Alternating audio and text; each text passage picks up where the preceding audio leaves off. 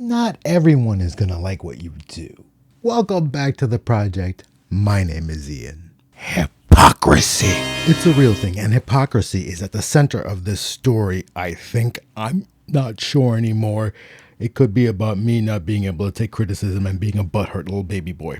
This story takes place at Theater for the New City, but we're gonna have to take it back. Way back. All the way back to Halloween 2021. So it's September when I get the call from the theater. The Halloween ball is on, just modified slightly for global health crisis reasons. Do you want to perform? Why? Yes! Yes. Normally the ball would be held inside the theater, which is about 100,000 plus square feet of space. Food, costumes, drink, entertainment, dancing. You know, a Halloween ball. 2021 would be a little different.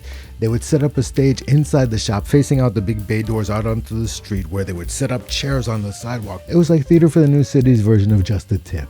I dusted off an old monologue that takes the form of an orientation, so that means I have no fourth wall and I address the audience directly. With that, I take the opportunity for some off-color humor. Basically, I accuse the audience member of having carnal knowledge of his grandmother, and I repeat it repeatedly, you know, for comedy's sake. And the whole thing went pretty good, I gotta say. The audience seemed to be with me the whole way, and they really liked the incest jokes. Okay, monologue ends, audience happy, producer happy, me happy. So I'm kicking back when the artist who follows me approaches me and pulls me aside on her way out the door. We stood there in the half light of a doorway. She wore a long trench coat and a wide brim hat. She looked like Ingrid Bergman as Carmen Sandiego. She said, "I have some notes for you." Okay, cool. Now, I had known this woman for about 20 years at this point, and she's a well-respected performer. And I respect the opinion of a well-respected performer.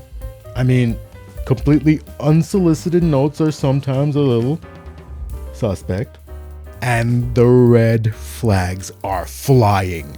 But I'm feeling good. My arrogance, my ego are rocking at a solid 11. What could go wrong? Notes? Great. I love notes. What do you got for me? Too fast. I feel like I was going too fast. I feel like I was going too fast, right? No. Oh, okay. Too stiff, right? I feel like I had a stick in my head, right? It was too stiff, right? No.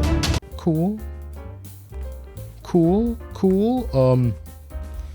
All right then, sock it to me. To my great surprise, she hits me with, "Too far." What do you mean too far? Incest. Too much, too far. With that, she turns on her heels and poof, gone. Too far. I go back to my wine, I tell my friends what happened, and I sit and I marinate. Then, suddenly, something struck me. Something important. I remembered some 20 years back when I first saw this woman perform. It was a short piece in the late 90s and she was dressed as a cowgirl. She had on a teeny-weeny red, white, and blue star-spangled bikini. Very patriotic. A little skirt that was more cowgirl loincloth. Hat, boots, and a pair of 6-gun water pistols on her hips. Now, this costume in and of itself was more than enough to necessitate having to shave your palms. But it was the performance. Good Lord, the performance. Let's just say that at the end, there wasn't a dry seat in the house.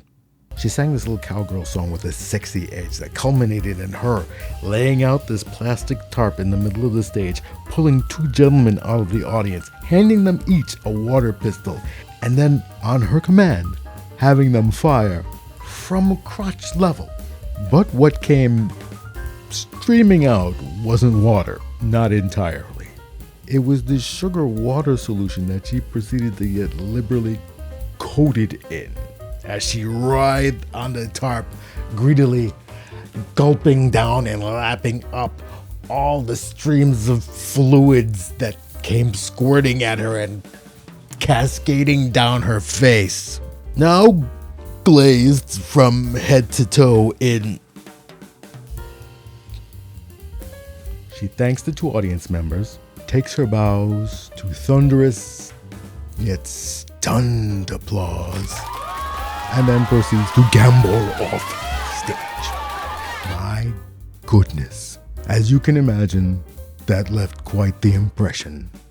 Now, cut to all these years later, and I suppose performing simulated in front of 120 people is one thing, but granny loving, by God, man, that is definitely another. Too far.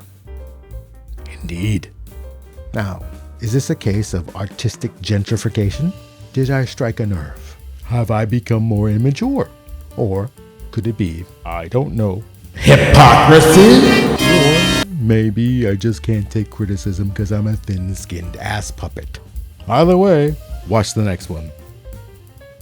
Likes are free.